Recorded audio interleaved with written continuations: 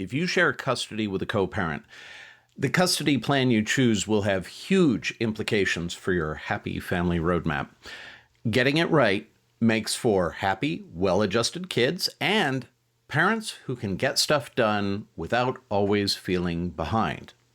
Getting it wrong can completely set you up to fail. And when I say you, I mean you and your family. In this video, we'll touch upon the most common shared custody plans and why one in particular stands head and shoulders above the rest. I'm going to start by taking us back to when I first had to look into custody plans when my ex and I were facing the prospect of divorce. My ex-wife and I knew we were getting a divorce, but how were we going to share the custody of the kids after that happened? First, I need to say that when we started talking about it, we both very clearly were beginning with completely different assumptions. And as we discovered soon, our state also had assumptions about the way things were going to go. Even after the two of us agreed that we were going to pursue 50-50 custody, there were still a number of different assumptions we had about the best way to schedule and the best way to hand off the kids. We had to figure out who was going to live where. We knew that the decisions we made at the time were going to have implications on down the road. And then there was the question of their ages. Our youngest was just approaching 2 years old, and the three kids were separated in age enough to where there was never going to be a time when all three of them were going to the same school. So that was going to mean different schedules and all the rest of that. Should we split them up? And I'll give you a spoiler warning now. Don't split up your kids. It's a bad idea. So we'll get to that in just a second. By the way, if you want to learn more about going from chaos to calm as a single parent, I am sharing free resources in my online community. Click the link in the description to join, or if you can't see the description because you're watching this on a device that doesn't show it to you, just remember singleparentconfidential.com. Singleparentconfidential.com. That'll have the link to my free online resources. So once we had decided we were going to divorce, first we had to decide how we were going to decide what our custody arrangement would be. Is this something we could work out just between the two of us? Was this something we should go see a mediator about? Was this something that we should have lawyers negotiate on our behalves? The thing is, we were amicable enough. This wasn't a case of we were getting divorced because we were at each other's throats, because somebody did somebody wrong or anything like that. We just weren't good marriage partners to each other, and that's but it had nothing to do with getting along per se. As a result, we didn't want to go to lawyers first. Thing is, if you start doing it yourself or you start with a mediator, you always have the option of escalating and going to lawyers. But once you start with lawyers, you're with lawyers all the way through to the end. And that's a very expensive proposition. We were already strapped as far as finances go. And again, since we felt like we could behave like two rational adults, this was the course that we pursued. And I know that this is not going to be everybody's situation. This was our situation. A lot of what I'm about to talk about will still apply, even if you do not have that same situation that we had. Another thing that we had to consider is who wanted custody and why. Now, as it turns out, we both wanted custody because that was a big part of why we got into the marriage in the first place. We both wanted to be parents. We both loved our kids, and we wanted to do everything that we could to help them grow up happy and healthy and whole. When you are making these decisions, you have to take your ego out of the equation. You have to take your pride out of the equation. Don't try to hold on to the kids just to try to get back at the other parent. That's not only not going to serve the kids, it's not going to serve you. And it might not have the desired effect on the other parent anyway. So anyway, I recommend take your pride and your ego out of the equation.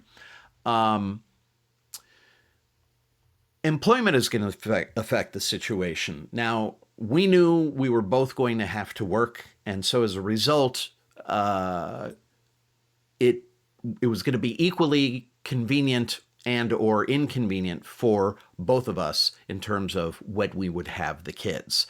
We were both going to have to juggle our schedule as far as work goes, and the kids' schooling and all the rest of that. And so 50-50 custody split made perfect sense. There was a time that I had been working for a consulting company where I would be traveling to different cities for a week at a time, and if I still had that job, then we might have gone with a custody arrangement that would have supported that.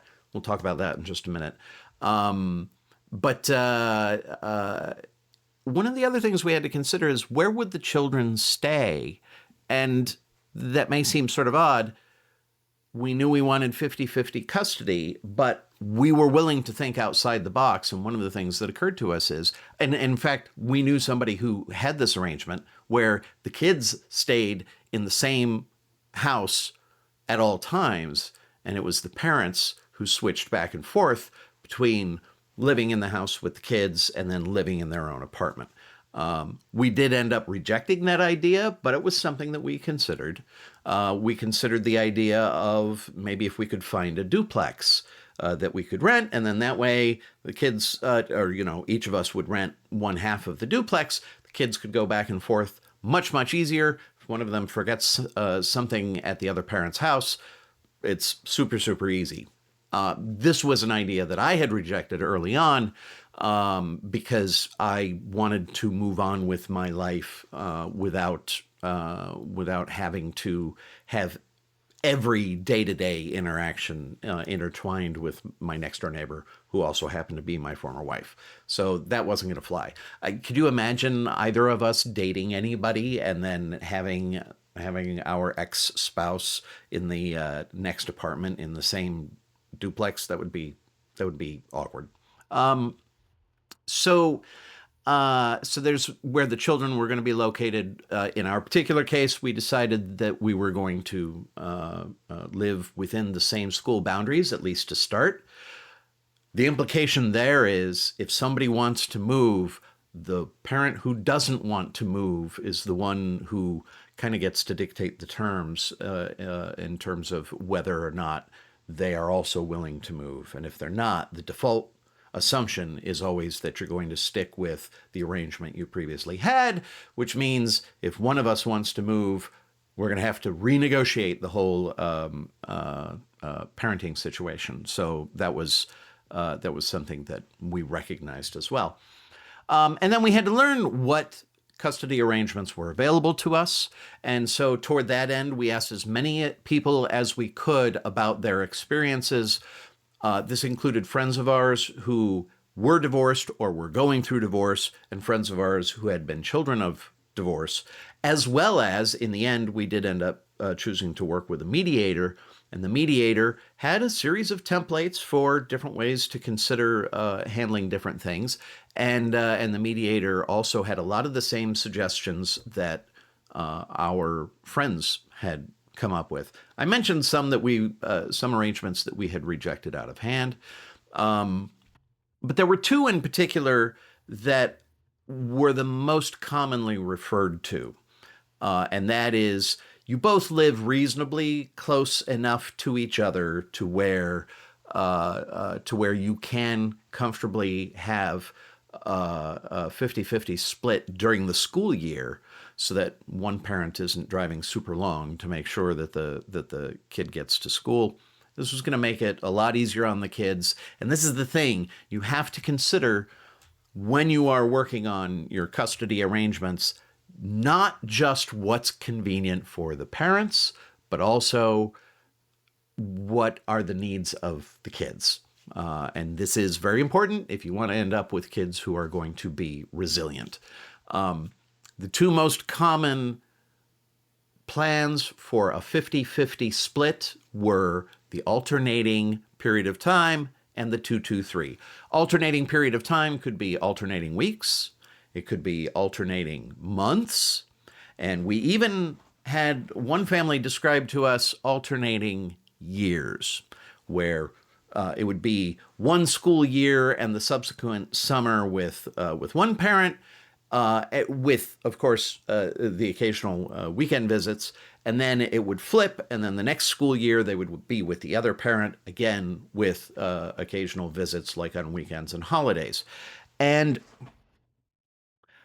we rejected the year issue was just right off the table because there is no way that can be a well-adjusted plan for the kids, because they only have real access to one parent during a given stage of development, and they really need access, free and easy access to both parents during each stage of development. Plus, well, anyway, there are some other practical considerations as well. So we did not find the alternating a year to be practical. As I said earlier, if I still had the job that required me to occasionally be out of town for an entire work week at a time, it might have made sense to go with an every other week arrangement, but instead we did end up deciding to go with a 2-2-3 plan. What is a 2-2-3 plan? It is 2 days with one parent, 2 days with the other parent, and then you alternate the 3-day weekends. I went ahead and drafted how this would look on a calendar. So let me share my calendar screen with you for a second here. So we're going to select this. Aha! Now, hopefully you can see this. I've got a calendar that I've mocked up where you can see that this is showing, just for the sake of argument, it's showing December of 2025. But what we had ended up deciding was that my ex would have the kids sleep at her house on Mondays and Tuesdays, as in Monday nights and Tuesday nights. So what that would mean is when school was over, they would end up going to her house on Mondays and Tuesdays. And then when school was over on Wednesdays and Thursdays, they would come over to my house and they would sleep at my house Wednesday nights and Thursday nights. Now, if school wasn't in session, we ended up picking an arbitrary time of this is when the handoff will usually take place. But when all was said and done, it really just came down to whatever would work well between the two of us. We were able to negotiate some flexibility into our schedule as far as that goes. But here's the thing. When you're putting together the parenting plan, you do make a decision at that time. Our mediator said something that I think really resonated. It resonated at the time, and it continues to resonate, and that is the ideal parenting plan is the one that you agree with your co-parent on the details, you put it up on a shelf, and then you never look at it again, because you don't have to, because you work with each other to adjust to the situations as they arise. So that's the ideal situation.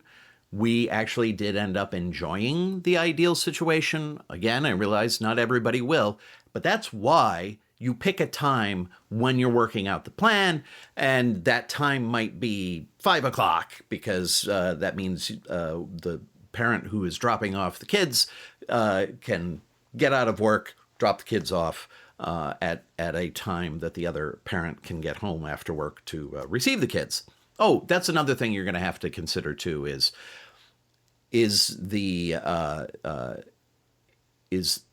are the children going to be dropped off, or are the children going to be picked up? You pick one, and then that's the way you're going to do it as a general rule. from that point on. That will be the agreed way to handle things. Again, we had also agreed that we would be flexible. So if for various reasons we decided we were going to do it the other way, we would just arrange to do it the other way. But you pick one and you go with it. I don't even remember which one we chose.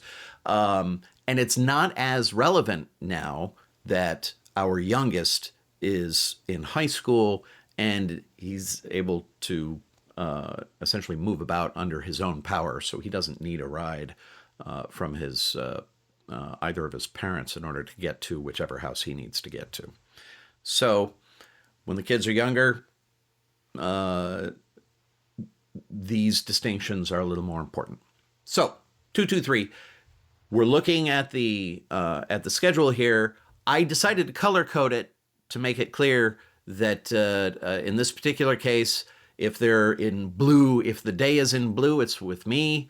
And if it's in red, then they're with her. Something else about this calendar that you will notice, this was something that my ex pointed out, and I really think it was brilliant. And that is a 223 actually ends up being a 2255. What do I mean by that?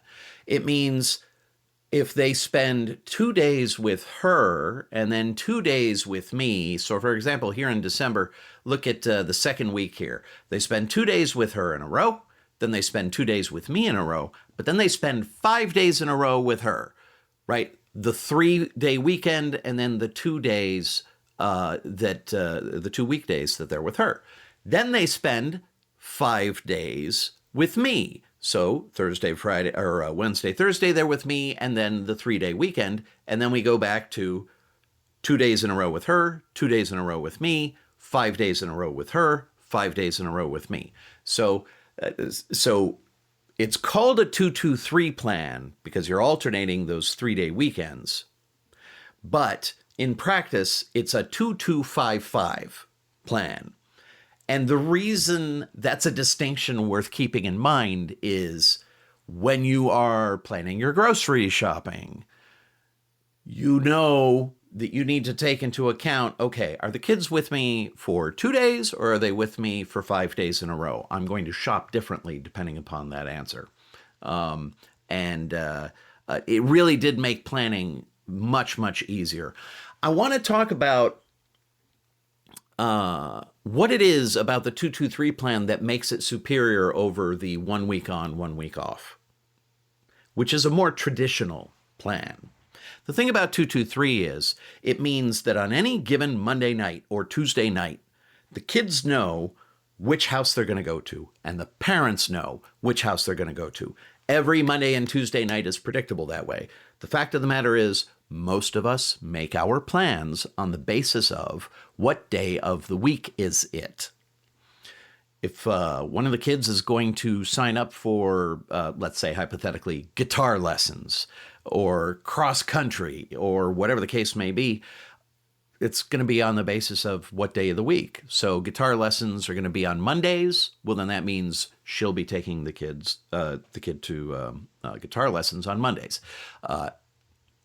It's not only, though, about the ease of planning for the kids' activities, it's also for the ease of planning the parents' activities. Because if I want to take guitar lessons, I know that I'm going to have to take them on a night that I don't have the kids. Or, and this is a real world example, my ex-wife wanted to participate in a quilting bee that she and a bunch of her friends wanted to do, and they had arranged to do that on Thursday nights. Well, since the kids were always with me on Thursday nights, she was free on Thursdays to spend her evenings after work with her friends and count on that as a reliable thing. And it's not just lessons, and it's not just social activities like that. There are other kinds of social activities. For example, dating. If you want to date, traditionally, people like to date on Friday nights and Saturday nights because they don't have to get up early the next morning for work. And if you're on a 223 plan, even though your Mondays and Tuesdays and your Wednesdays and Thursdays are set and you know what they are going to be, you still have the option of being able to make weekend plans, and you know which weekends you can make those plans. The 1 week on, 1 week off arrangement throws all of the weekdays into a scramble, and then that has a spillover effect into the weekends, even though the weekends are still alternating in that scenario. This is also better than sometimes what parents will do is they'll come to an arrangement where during the school year, on school nights, they'll be with one parent, and then on weekend nights, they'll be with the other parent. And then the way holidays are balanced and summers are balanced, somehow they figure out a way to get it all balanced out. I recommend against that because that means one of the parents is never going to have a weekend to themselves. And it's a lot more equitable when everybody knows Monday nights, this is where the kids are. By the way, I mentioned guitar lessons or wrestling workouts, whatever the case may be.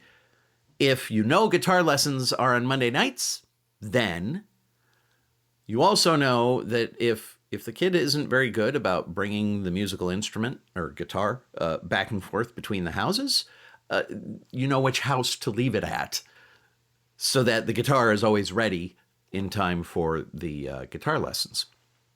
So there's that aspect of things as well. Let's see, what else? Oh, one of the other things about the 223 is there are considerations that have to do with holidays and special occasions, like, for example, birthdays. And also, what do you do about vacations? Now, the way it will typically work out is you'll come up with an agreement about what to do about holidays.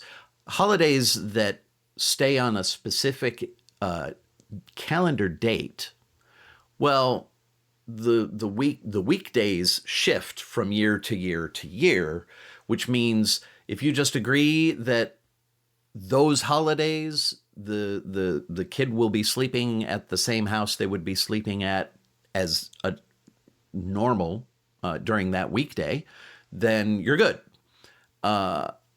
Holidays that always take place on a very specific weekday, now you're going to have to figure out what to do. And I'll give you the biggest example is Thanksgiving. Thanksgiving is a very traditional holiday in the United States. It's also a traditional holiday in Canada, even though it's in a different month. But it's always the same day of the week. And so how do you work that out? What we ended up deciding to do in our case was whichever parent had the kid on Christmas Eve, or kids on Christmas Eve, since Christmas Eve, and again, I've left the calendar here so that you can see this particular year, December 25th falls on a Thursday night. So since December 25th is on a Thursday night, Christmas Eve, the kids are with me. So we have decided that whoever has the kids on Christmas Eve, the other parent has the kids on Thanksgiving. Even though Thursdays are traditionally at my house, if Christmas is at my house, Christmas Eve is at my house, Thanksgiving dinner is going to be at her house. And again, this is the sort of thing that evens out over the years. How do you know all of these twists and turns and all these things you have to work out? There are templates available online. If you go through a mediator, the mediator already has templates, and the templates are very simple. Essentially, who's going to have them on these days? Who's going to have them on these days? What are you going to do about this holiday, that holiday, the other holiday? What are you going to do about birthdays? And there are suggestions as to different ways to do it. One suggestion is, for example, with Christmas, is that, well, the kids spend Christmas Eve at one house, and then as soon as Christmas morning is done at that house, the kids will end up going to the other house as early as is practical.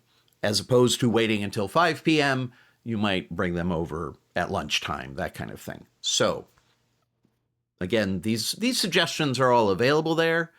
Our own family actually came up. We came up with a different plan, and that is the idea was until we ended up with other partners that would complicate the family blend, we would continue to have Christmas as a family, and we would continue to have Thanksgiving as a family. We still observed where the event was going to be on the basis of this plan, but the if the kids were at my house Christmas Eve, what that would mean is we wouldn't open presents on Christmas morning until their mother had come over to my house. We would open the presents. We would have a traditional Christmas lunch together, and that's how we would handle Christmas. That would also mean, for example, if she's coming over to my house Christmas morning, that would mean Thanksgiving dinner she would be hosting at her house. And the kids were going to be there anyway, and so then I would go over there as a general rule as well. There were exceptions. There was the very long weekend when I was going to be spending the Thanksgiving weekend with my girlfriend, so I missed a lot of the Thanksgiving dinner that my wife was hosting that particular year because I was spending it with my girlfriend at the time. But we all knew where the kids were going to be, so we knew who was going to be hosting the dinner, and we were able to make plans accordingly. So that is essentially how that works out. Now I've been spending all this time showing you this calendar, but you can see essentially it's a very rational plan. 223 sounds complicated, but it is very rational. It's very straightforward. You know who's where on Mondays and Tuesdays. You know who is where on Wednesdays and Thursdays, and then you get to alternate the weekends. Anything more complicated than that, and you are starting to get kind of tricky. So that essentially is how that works as far as the 223 plan goes. Now, what was the outcome? The outcome was the kids had lessons. They would have the lessons on the days that they had the lessons. Now, you might think, oh my goodness, one of the kids always has his guitar lessons on Mondays, and then that means for the rest of the time that the kid is living with the two parents, the one parent is always going to be driving the kid on Monday nights to their guitar lessons, and that's just unfortunate. The fact of the matter is, lessons do not always end up staying on the same nights in perpetuity. And in fact, the guitar lesson is a very real example in our particular case. We actually had two different kids who had music lessons that were held at one music facility, and then we had another kid who had music lessons through the public school. The kids who participated in the music school, they would occasionally have to switch which day they were having their lessons. So sometimes their mother was on the hook to drive them to the lessons. Sometimes I was on the hook to drive them to the lessons. After years of this, everything balances out. Everything comes clean in the wash. I've said this in other videos, and I will say this again here. Keep your eyes on the prize. Don't focus on the little things. Focus on the big picture. The big picture, everything works out. Everything ultimately will be fair as long as the agreement in general is fair. If you want your co-parent to be accommodating with you, you should be accommodating with your co-parent.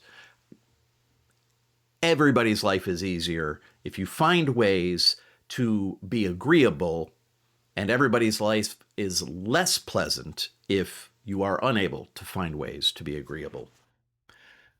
That will probably be a topic of another conversation at some point. But I had a girlfriend who lived out of town, like a state over. And because we had the 223 arrangement, it made it very easy for us to spend hour-long weekends visiting each other's town. As it so happened, my girlfriend also had 3 children, also was on the 223 plan.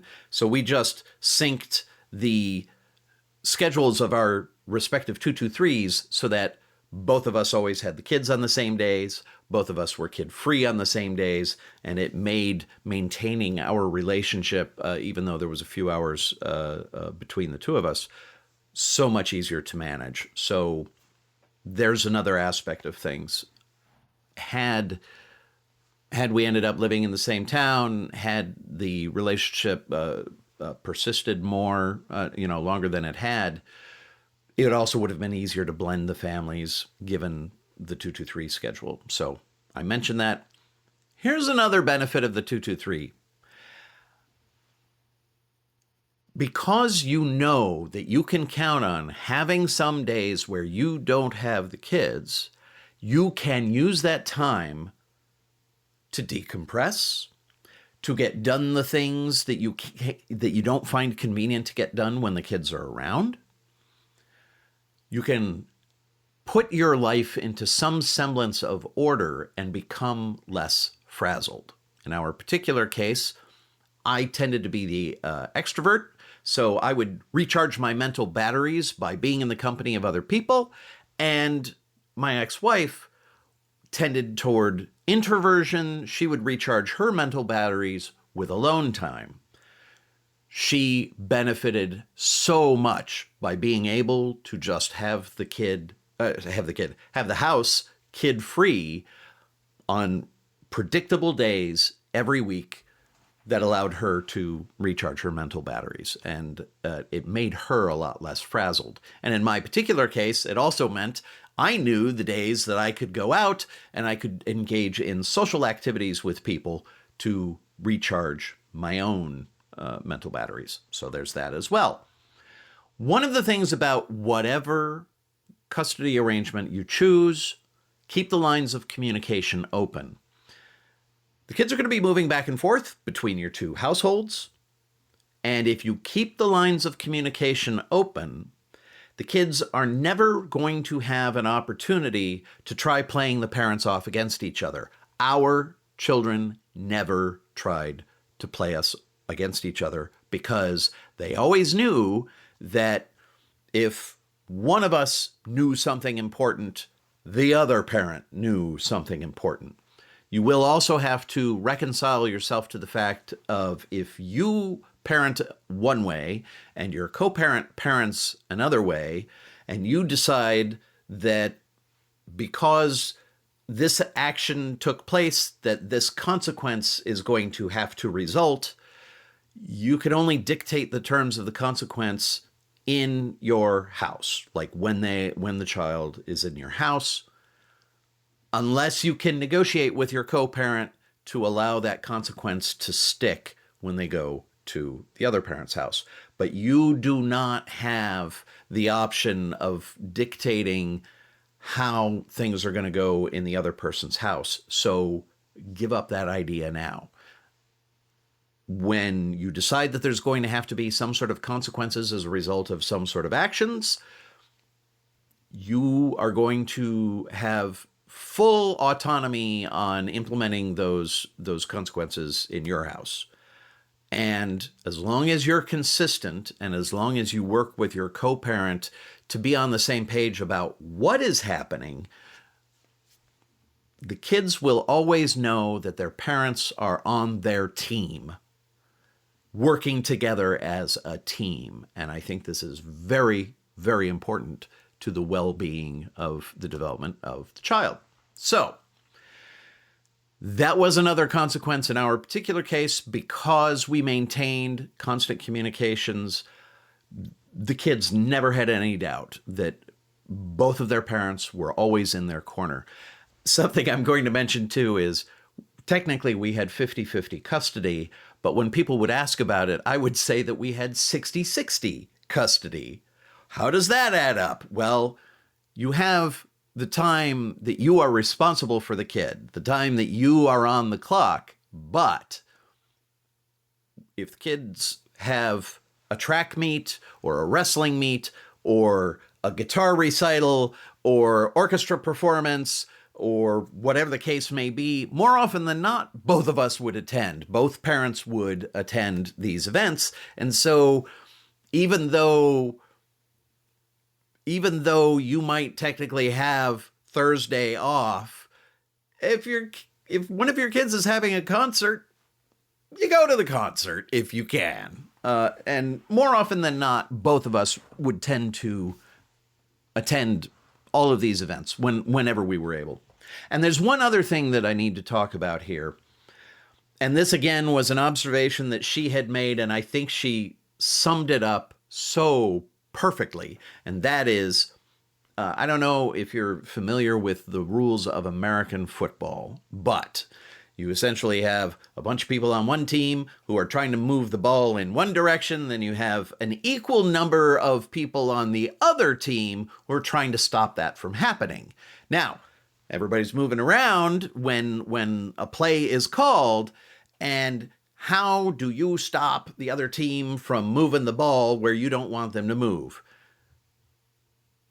When you have one child, or when you have two children and two parents, you have effectively man-to-man coverage. You know, one-to-one, you are assigned to cover that person. So when the two parents are living in the same household and they only have two kids, you're doing man-to-man coverage. As soon as you have three kids, you're on zone defense. Now you are responsible for an area. You are responsible for managing more than one kid at a time.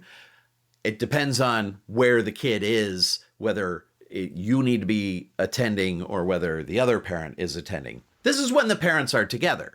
When the parents are not together, if you've got more than one kid, you're on zone defense. The fact of the matter is you're on zone defense anyway, even if there is just one kid, because at that point, the zone is wherever the kid happens to go. So I mention this by way of most custody arrangements, you're going to end up in a situation where your more than one kid will have more than one schedule, and the schedules do not always line up. They are not always convenient, and sometimes you're going to have to get one kid to soccer practice over here, and in the meantime, the other kid needs to go to pottery class. Well, how do you manage that? The fact of the matter is, it's a very solvable problem. It is not some earth-shattering, oh my goodness, how do I make this happen? You make it happen the way you would make it happen if your spouse was out of town visiting family or on business or whatever. You figure out a way to work it out. And the thing is, after you've done it a few times, you set the patterns that are going to carry you through for the long haul. It's a very solvable problem. If you have questions about it, put them in the comments or send me a DM, depending upon what format you're seeing this video. But it's all by way of saying the problems are very solvable as far as that goes. Do not split the kids up, thinking that that's going to make it easier for you to get the kids where they need to go. Because first of all, it's bad for the kids. The kids are not going to be able to develop sibling relationships if you split up the siblings. Doesn't matter if you've got them on some sort of a rotation, if you've got three or more kids. Sometimes I've got one and they've got two, or it doesn't matter how you arrange that. Normal sibling relationships are not going to develop if you have some sort of a convoluted system like that. If the kids travel as a group, they will develop relationships that are consistent. And I'm going to talk about consistency in just a minute because I'm going to talk about it in every video. So, and by the way, as of this recording, I do have a limited number of spots open if you want to work with me one-on-one. In order to get from being reactive to being proactive. If you're curious, There's a link in the description. You can go ahead and apply there. It is first come, first serve. And again, if you can't see the description, just remember singleparentconfidential.com. You can go there and you'll find the links. So, in conclusion, I've said this before, I'll say it again. The kids are not always convenient, but they are never a burden. One of the outcomes of having held this mantra came into play in a big way with the 223 custody arrangement that we had. There was a period of time where my co-parent had a work schedule that was not conducive to her being able to take the kids where they needed to go on certain days of the week. When we were experiencing the COVID lockdowns, there were complications that affected her schedule more than they affected my schedule. And what that meant was, for a period of time, I had to pick up the slack. And I could have been grumpy about that, and I could have viewed it as an imposition. And if I had viewed it as an imposition, the kids absolutely would have picked up on that. But I did not treat it as an imposition. I just treated it as a new circumstance to which we were going to have to adjust. We adjusted, and everything was fine. And there were some very important things that happened as a result. And the first thing is, the kids trusted me implicitly. They always knew I was there for them. Words cannot convey how important that is and how important it came into play years after the fact. As I record this, the COVID lockdowns occurred roughly 5 years ago. And there were ramifications that came into play just a couple of years ago, but because the kids knew they could count on me, they did the right thing and reached out to me when they needed help, and it made all the difference in the world. So that's the first thing that I need to say about that. And the second thing I need to say about that is, it in no way jeopardized their relationship with their mother. And this is also very, very important. Our 3 kids know that they can trust and rely upon both her and me. This lends to their stability, their sense of safety. I have talked before about recast. I'm going to be having some videos talking about that in particular, but recast is essentially, it's an acronym to remember respect, consistency, agency, safety, and trust. A solid custody plan reinforces consistency, safety, and trust. These are 3 fundamental pillars to the happiness and the well-adjusted nature of your children. So, as far as recast goes, you want that solid custody plan. You want to be reliable because it reinforces consistency, safety, and trust. And it's just vital that those things are in place. I've said this before too. If what you're doing isn't working, you can adjust the plan. If it's not working, try something else. 223 has worked very, very well for us. If it's not working well for you, try something else. You'll have to obviously negotiate with your co-parent to figure out the best next alternative, but don't stay stuck in a situation just because it worked for somebody else. If it's not working for you, find a situation that works better for you. Keep the lines of communication open, as I said, and keep your eyes on the prize. If your goal is to have happy, healthy children, then don't sweat the petty stuff. focus on the big picture. I realize saying focus and big picture in the same sentences sounds contradictory, but really pay attention to the larger picture and don't get stuck in the details. That's my sermon for the day, but I hope I have told you enough, I've given you enough information about the reasons for going for different parenting plans. I hope I have made a solid case for why 223 might work better for you. If you have any questions, feel free to, if you're watching this on a platform that has comments, put your questions in the comments. I will absolutely be looking at them, and I will try to address those questions either in the comments or in a future video.